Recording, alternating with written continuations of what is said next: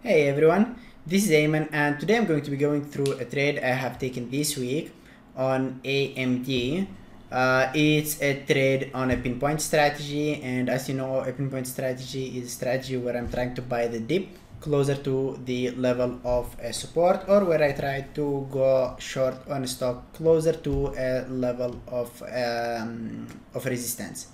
Before I go there, I wanted to remind you that we are sending weekly simulator practice homework. I send them on Wednesday and on Friday. If you want to receive them, click on this mail button down here, type your email and submit it, and you'll be receiving emails every Wednesday and Friday before the close with the homework. The homework is basically a screenshot of trades on bigger time frames, the daily and the 60, and then by the end of it I type the potential setups that you could have played throughout the day, and all you have to do is to find these setups and train your eye. Also, we send a moderator's watch list for a period of 3 to 6 months. If you don't know what stock you want to practice on, especially when the stocks are from the past, you don't know which stocks are in play 3 or 4 months ago, you can check what Andrew was watching back then, what I was watching back then, or what any of BBT moderators were watching back then. Anyway, going back to the trade, I traded AMD on 7th of February, and the reason I traded is this. You could see that we were on a steady downtrend, a drop, a pullback, a drop, a pullback, a drop, and then look at this. The trend doesn't continue. It doesn't pull back and continue going lower. In fact, it goes all the way up into the 9 moving average, into the 20, and even above it. Now, some people might be saying, oh, this is a trend continuation. Now we're going to continue going down. But if the pullback is so sharp, this is a trend continuation change. And you could see this actually on the increasing volume bar around here. Why? This shows you bullishness. We're breaking sort of a key level around here with increasing volume, and that tells us that we're more likely to continue the trend to the upside, at least for a couple of days. And I personally would have been looking at it for a long, at least around 134.25. Not on this day, of course. You cannot expect stock to go from 123 to 134 when on average the stock runs somewhere around $7 to $8 a day, right? Maybe the first day it will make half of the move, or maybe the ATR all the way to 130, and then the next day it will continue the rest of the move into the previous resistance and the moving average before starting to top out around this area and before starting to continue the downtrend. Anyway, you could see we made a huge move up, we did a pullback, and we are continuing an uptrend. There is sort of a bull flag or ABCD pattern on the daily chart. Now going back to the 60-minute chart, how can I remove the levels? And yeah, okay, I see. Delete it. Delete the line. Cool. On the 60-minute chart, you could see that we did, this is the huge move around here. We had a pullback, and now we started holding a range. We started holding a channel between the high here and between the low around here. And take a look at this, all the way up, all the way down, all the way up, all the way down, all the way up, all the way down, until here. This price action around here is so different from the price action back there.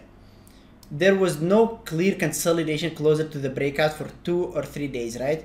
It was going up and down, channeling until here. It finally did sort of a higher low, small bull flag around here above the 122.63 level.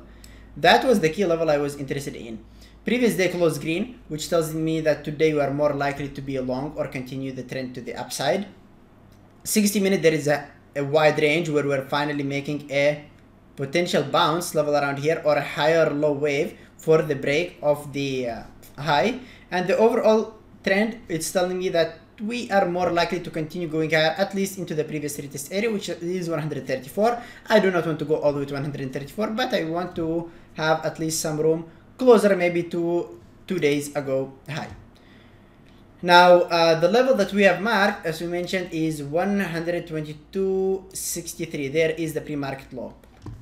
Let's open this and increase the speed. Now what we need to do is wait for the price to drop closer to the level of support. I'm playing bounces of support and resistance level. So what I want it to do is to see the price dropping as close as possible to the potential level of support and then buy it closer to the support level.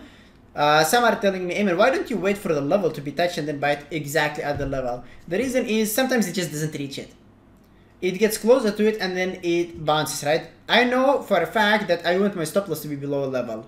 But will I actually get an entry exactly at the level? That's the tough question. Sometimes you do.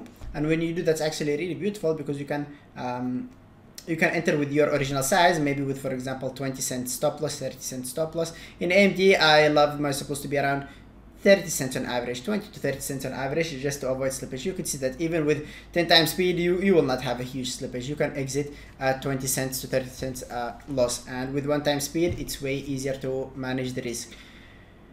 Anyway, I try to get in as close as possible to the support. If you enter at the support, that's perfect, because if it breaks it, you could maybe get small slippage, but you will not lose a lot. It will be like half an hour loser, 0.3 hour loser, but you'll miss a lot of opportunities if you try to catch the entry exactly at the support. Sometimes I try to go for an entry exactly at the support because the level is so obvious and it's been bouncing out of it so many times, and I'm telling myself, okay, maybe one more time it will get a bounce out of it, so let's go exactly at the level of support. Once you are in a trade, all you need to do is just manage your open position. You can take partials maybe closer to the pre-market high just to be safe in case it doesn't break. Target at the break of the pre-market high, or maybe use the ATR as we mentioned on AMD, the ATR around $7, so you could partial maybe at $6, say $5, or whatever you feel comfortable with. That is basically it, guys. This was the trade that I've executed on 7th of February. I hope you all did well this week. If you have any questions, feel free to email me, eamon@beerbletraders.com. You can see more of my trades. I post them on Twitter. My Twitter handle is @eamonbbt. And if you have any suggestions for the simulator, send your questions or suggestions to feedback@stocktradingsimulator.com. Have a great day, everyone, and bye bye.